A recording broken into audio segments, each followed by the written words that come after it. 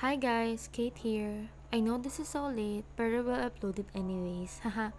Come with us for a quick 3-day trip to Iloilo before 2024 ends.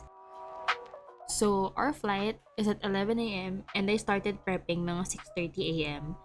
Kasi after ko, yung husband ko naman. Maaga kami since December. Expected na maraming tao sa airport, kaya we left the house at 8 a.m.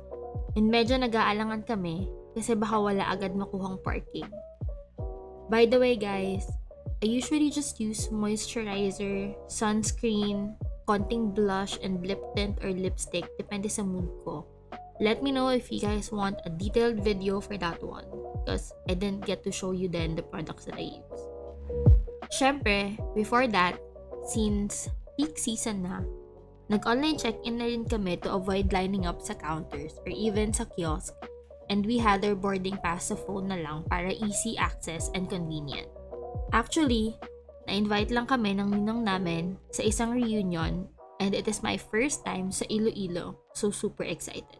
Arriving at Terminal 3, parking hindi pa ganun ka jam-pack and nakakuha kami ng slot agad.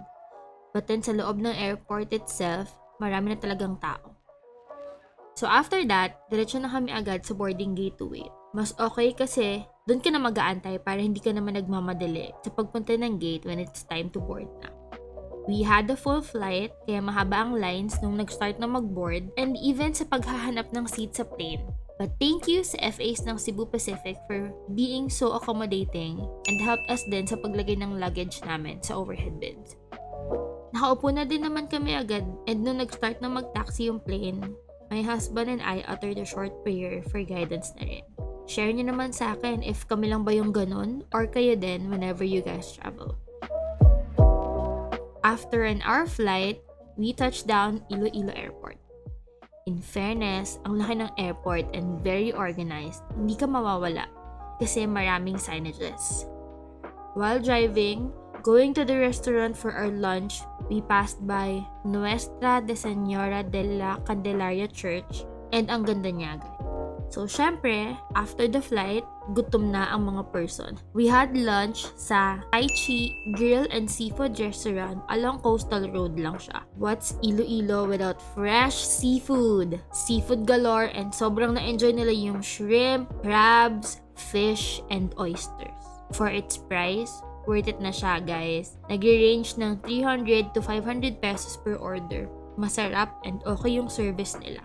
After eating lunch, we headed sa hotel namin to check in. We stayed sa Diversion 21. You can check Klook guys for the rates. Location-wise, okay siya. Hindi ganun kalayo sa airport, near SM Iloilo, and marami pang stores near the hotel. So our room is a standard matrimonial. Pagpasok sa hotel room, you can see agad yung kama and the huge windows.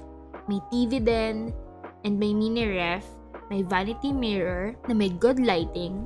Of course, yung view natin from our room, very city vibe. Quick outfit check lang. I love that we have a full-length mirror.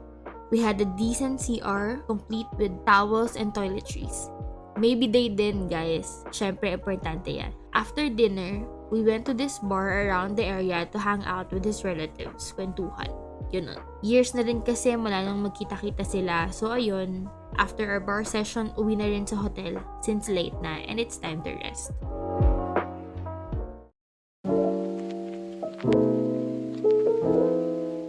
Day 2, very gloomy morning.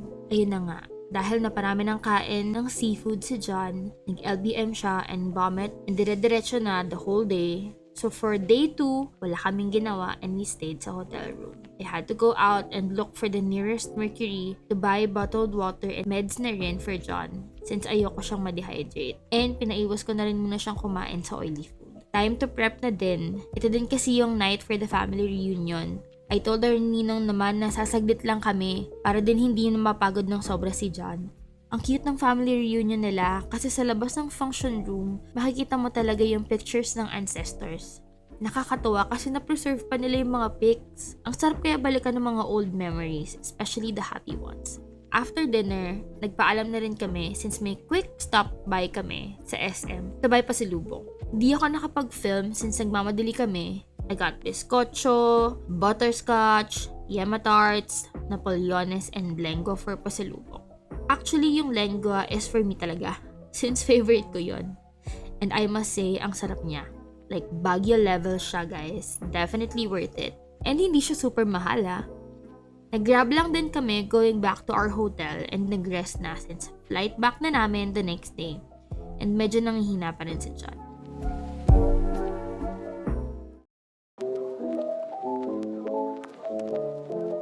Hello, day 3! Maaga ako nagising since our flight is at 2 p.m.